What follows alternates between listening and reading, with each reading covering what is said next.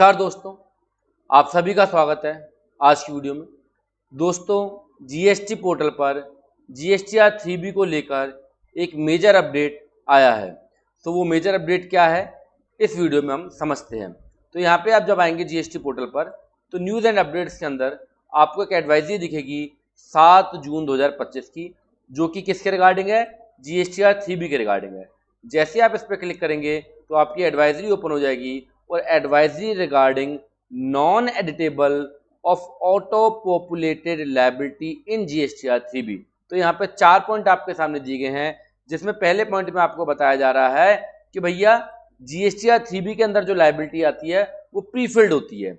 मतलब GSTR 3B में जो लायबिलिटी आती है वो जीएसटीआर 1A इससे फैच होके आती है। 1A IFF जो भी आप फाइल कर रहे हैं तो वहां से फैच होकर जीएसटीआर 3B में लायबिलिटी आपकी प्रीफिल्ड होती है, आपको फिल नहीं करनी होती है, ऑटोमेटिकली डाटा वहां पे आता है। दूसरे पॉइंट में क्या बता रहे हैं कि भैया जीएसटीआर 1 अगर आपने गलत फाइल कर दिया है तो आप उसको 1A के अंदर सुधार सकते हो। अगर आपने आईएफएफ में कोई डेटा गलत अपलोड कर दिया है तो आप उसको जीएसटीआर 1A के अंदर आप उसको ठीक कर सकते हो। तीसरे पॉइंट में क्या बता रहे हैं, तीसरे पॉइंट में ये बता रहे हैं कि जब 1 पॉइंट के अकॉर्डिंगली आपका डेटा ऑटोमेटिकली जीएसटीआर 3B में आ रहा है, 2 पॉइंट के अकॉर्डिंगली आप जीएसटीआर 1 की गलती जीएसटीआर 1A में सुधार सकते हो, तो क्यों ना हम ऐसा कर दें कि जीएसटीआर 3B आपकी लॉक हो जाए। तो भैया ये काम अब गवर्नमेंट ने कर दिया है इन view of the same from July 2025 tax period. मतलब जुलाई 2025 की रिटर्न आप कब फाइल करोगे, अगस्त 2025 में फाइल करोगे। कब फाइल करोगे, अगस्त 2025 में।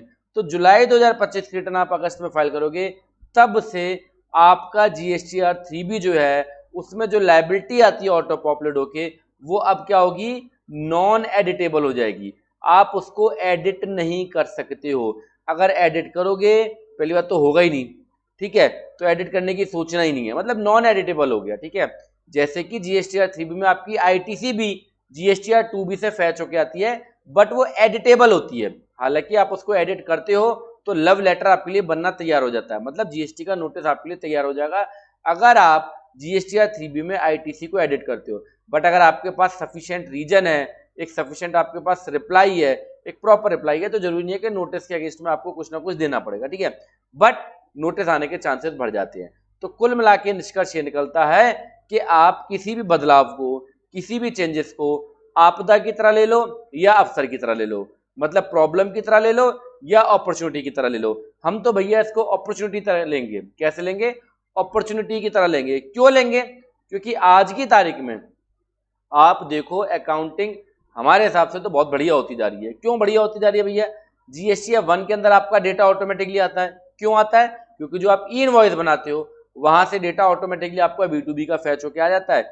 B2C HSN summary, document summary, ये आपको फिल करनी होती है, ठीक है। Even credit note, debit note का भी डेटा आपका ऑटोमेटिकली आ जाता है आपके ई इनवॉइस के बिहाफ पे। 2A 2B IMS सब कुछ अपने आप तैयार हो रहा है। 3B आपको फिल करने की जरूरत ही नहीं है, सब कुछ ऑटोफिल है। लायबिलिटी अब ऑटोफिल होके ऑटोफिल आती है और वो नॉन एडिटेबल हो जाएगी। कब से, जब आप जुलाई 2025 का जीएसटीआर 1 लगाएंगे। कब लगाएंगे, अगस्त 2025 के अंदर लगाएंगे। उस रिटर्न के अंदर आप लायबिलिटी को एडिट नहीं कर सकते हो। तो जीएसटीआर 1 आपका ऑटोमेटिकली बन रहा है, 3B आपका ऑटोमेटिकली बन रहा है, 2A 2B IMS सब कुछ आपका बन के आ रहा है। तो भैया आनंद लो, टेंशन मत लो, क्योंकि मुझे पता है इस वीडियो के कमेंट बॉक्स में कुछ लोग कमेंट करेंगे, अरे भैया रोजाना चेंजेस होते हैं, हम कैसे समझे, ये फलाना डिब्बा।